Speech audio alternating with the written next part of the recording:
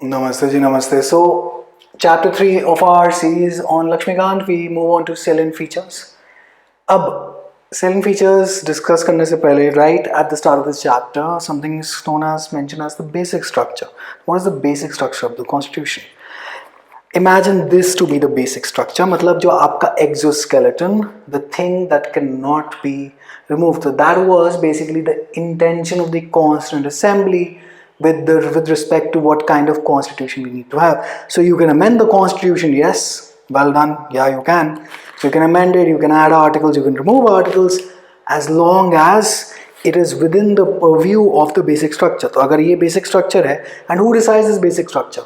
Supreme Court. When? Via different case laws. There is no one list that has been given by them. So basically, let us say that this is an article, this is a schedule, this is a part. You can remove it as long as it does not affect the basic structure. But let us say that you want to remove like this portion. You won't be able to. Why? Where was this given? This is the doctrine of the basic structure that you can amend anything. But Keshavanand Bharati versus State of Kerala or Karnataka? Homework for you, याद रखना. State of Kerala 1973 के अंदर ये कह दिया गया था supreme court ने कि भाई साहब basic structure, that is this, hypothetically this you cannot mold to your own whims and fancies, because otherwise the parliament would have become way too powerful, right? So 368 के अंदर basic structure cannot be amended. Where is it given? It's given in the Keshavanand Bharati case. Now in the world, obviously, now where did we get this constitution from? So अभी तक हमने pre-constitutional history discuss कर ली है, हमने GO Act 1935 discuss करी, Indian Independence Act 1947 discuss करी. पूरी दुनिया में दो तरीके की constitution है. एक, there is no written constitution, which is basically the United Kingdom. There is US की written constitution and a lot many other countries. So we chose the written form of the constitution. Ours is the lengthiest constitution in the world. So अगर MCQ आता है, which is the lengthiest constitution in the world? India. Original कितने थे जी? Preamble था, 395 article थे, 22 part थे and 8 schedules थे. तो आज भी ऑफिशियली जो लास्ट आर्टिकल जो रीड करता 395, बट हम इतनी अमेंडमेंट्स उस चीज़ में कर चुके हैं कि रफली अगर आप आर्टिकल्स को सीरियल नंबर वाइज काउंट करना शुरू करेंगे तो 470 के आसपास आएंगे. 12 शेड्यूल्स हैं, तो 8 हमारे ओरिजिनल, तो 4 हमने अमेंड करके उसके अंदर डाल दिए. जो आर्टिकल्स हमने रिमूव करे या जो पार्ट हमने जो रिमूव भी हुए थे, इस टाइम पे 25 पार्ट्स हैं रफली speaking, and preamble is there. तो हमने बेसिक स्ट्रक्चर को ना छूते हुए ये काम, ये जर्नी करी है. Basic structure you can't touch, as I repeat, schedule, article, parts, fine, amend whatever you want to, but you can't touch the exoskeleton, which is basically the doctrine of basic structure. तो हमारे जी inspiration कहाँ से आ रही है? Obviously अब अच्छा, inspiration क्या है कि GO Act 1935 was quite a bulky document. We have discussed what number of sections were there. So there weren't articles in GO Act 1935, there were sections. Now why is it the lengthiest? Because India is, well, it is a diverse country. हमारे यहाँ पे languages अलग हैं. It is basically, we are a lot of countries clubbed together into one. So since we are a lot of countries clubbed together into one, we need provisions for a lot of people, a lot of kind of people. Therefore, the constitution is quite lengthy because it wants to incorporate every provision for a lot of people. Then we come to one constitution for both center and states. Obviously, the states are not following a separate constitution. It is one constitution. तो उनके लिए भी provisions डालने पड़ेंगे ना constitution में. And where are they beginning? कहाँ पे हैं वो? 150 number article, 160, chief minister, governor, advocate general, state level के आर्टिकल्स भी इसी कॉन्स्टिट्यूशन में. तो अगर वो इसी कॉन्स्टिट्यूशन में आएंगे तो obviously it's going to be a lengthy constitution, all right? And then there were in the constituent assemblies बहुत सारे law वाले भी बैठे थे. तो law वालों को the legal luminaries and everything, so they are like fanatic about write more provisions. What if this happens? Write a disclaimer for that. What if this happens? Write a proviso for that. Write basically all the terms and conditions. So therefore it becomes lengthy. अच्छा, एक चीज़ आप याद रखेंगे, जहाँ पे भी ये article के आगे आप पढ़ेंगे 300A, 48A, 39A, 29A, obviously आपको ये अमेंडमेंट भी पता होंगी. अभी हम जब आगे डिस्कस करेंगे अमेंडमेंट पता होनी चाहिए. Radha, I will give you the list कि कौन सी अमेंडमेंट ने क्या किया. These were inserted via amendments. तो A है, B है, C है, so they were not originally there. This is the way to read law basically. Okay, so where did we, अब ऑब्वियसली अब बाकी देशों की रिटन कॉन्स्टिट्यूशन तो बहुत सारी है, तो ऑब्वियसली हमने भी हमारे भी लीगल लुमिनरीज और कॉन्स्टिट्यूंट असेंबली के मेंबर्स ने जांचा परखा होगा, तो वो कौन कौन सी, तो हमने कंट्रोल सी कंट्रोल वी किया। अब वो उसकी भी लिस्ट है कि कौन कौन से फीचर हमने कहाँ से उठाए, बट वो बात की बात है, अभी सिर्फ हम इंट्रोडक्शन ले रहे हैं। कंट्रोल सी कंट्रोल वी किया और उसमें इंडियन फ्लेवर डाला, हमारे सिनारियो हमारे कॉन्टेक्स्ट के हिसाब से हमने वो कॉन्स्टिट्यूशन अडॉप्ट की। सो ransacking all the known constitutions of the world, who said this? So we made our constitution by ransacking all, ransacking is what? English vocab. Ransacking all the known constitutions of the world. Dr. B.R. Ambedkar said this. MCQ. Alright.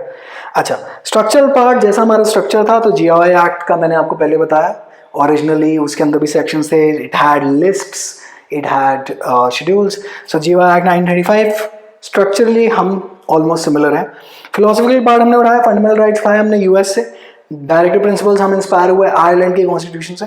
सो दो चीज़ें, DPSP कहाँ से है, Ireland से, fundamental rights कहाँ से है, US से, प्रियम्बल कहाँ से आया था, होमवर्क फॉर यू, जब हम प्रियम्बल आगे डिस्कस करेंगे we gonna discuss that. Okay, rigid and flexible, it is both. So some constitutions are very rigid, some are very flexible, so ours is both, so you can amend it but not necessarily, it isn't that easy to amend it, all right, so it isn't that rigid either. And so where do you amend, कहाँ पे provisions दे रखे हैं constitution में amendment की, ये change करने का। अब आप ऐसे थोड़े ना कि कुछ भी उठा के फेंकते रहेंगे इधर उधर, एक प्रोसीजर होगा कि पहले हरे ढक्कन वाला मार्कर को ढूंढो, फिर उसको उठाओ, फिर उसको टर्न करो, फिर उसका ढक्कन निकालो, फिर इसको यहाँ पे रखो, ऐसे प्रोसीजर। ये प्रोसीजर किस आर्टिकल में दे रखा है, ऑब्वियसली मार्कर के बारे में तो आर्टिकल नहीं दिया होगा ना।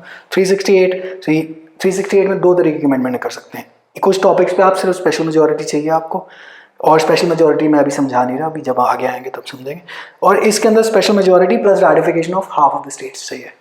अच्छा, अब कुछ अमेंडमेंट ऐसे भी होते हैं, like for example, this is homework for you, you read article 4, it says whenever you are using or rather using articles 2 and 3 to make a new state or union territory, you amend first and fourth schedules. But that won't be counted as a amendment. तो 368 कई चीज़ों के लिए आपको simple majority चाहिए। तो ऐसे अब आप एक अपने नोटबुक में लिस्ट बनानी शुरू कर दीजिए कि सिंपल मेजॉरिटी वाली कौन कौन सी अमेंडमेंट्स हैं। तो ये मैंने आपको पहली अभी बता दी, obviously this is going to get repeated when we discuss articles 1 to 4। Alright, now what do you mean by federal? Federal होने के लिए, federal is basically the core point of federal is कि जी सेंटर पे सरकार अलग हो, states की सरकार अलग हो। तो सरकारें क्या करती हैं exactly, why are we choosing these representatives? Remember this is lecture 1, we have sent them to make laws. So obviously फिर हमें डिवाइड करना पड़ेगा कि जी आप स्टेट वाले लॉ किन टॉपिक्स पे बनाएंगे, सेंटर वाले किन पे बनाएंगे, and then there is going to be a third list जिसमें सेंटर और स्टेट दोनों बना सकते हैं। Core meaning of federalism is this कि सरकारें अलग अलग हों, सब कुछ डिवाइडेड हो। तो सेंटर की सरकार अलग है, सेंटर की सरकार अलग है, डिवीजन ऑफ पावर हमारे पास है, कॉन्स्टिट्यूशन सुप्रीम है, ये भी है जी, बायकैमरलिज्म है, जुडिशरी हमारी इंडिपेंडेंट है। बट नॉन फेडरल फीचर्स भी हैं, क्योंकि अब हम एक चीज में तो हमें मजा नहीं आता ना, वो 2 गोलगप्पे या 5 गोलगप्पे से मन नहीं भरता, एक और चाहिए होता है, राइट? सो नॉन फेडरल भी चाहिए। नॉन फेडरल में स्ट्रॉन्ग सेंटर, कैसे? सेंटर कैन एक्चुअली, अब देखिए स्टेट में गवर्नर बिठाती कौन? सेंटर।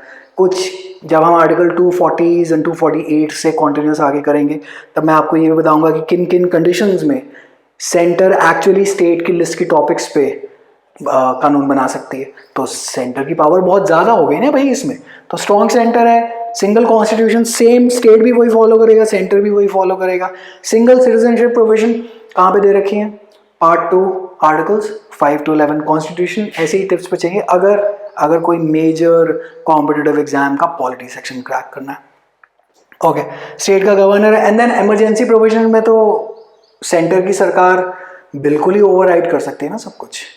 अभी हमने बहुत कुछ डिस्कस करना है, this is like a long series. See my focus is not to make you like you know रट टू एवरीथिंग। अगर आपको कॉन्सेप्ट समझ में आता था, क्वेश्चन चाहे जितना मर्जी घूम कर आता है, आप ये बात कर लेंगे। Now if you want to check yourself outside on basically on the MCQs, then the link to the Lakshmikant test series, the Indian polity test series, Lakshmikant wo kya test karenge, Indian polity test series is down in the description below. Oh my god, now I'm forgetting, check links in the description below. Yeah, okay, अच्छा 2-3 MCQ।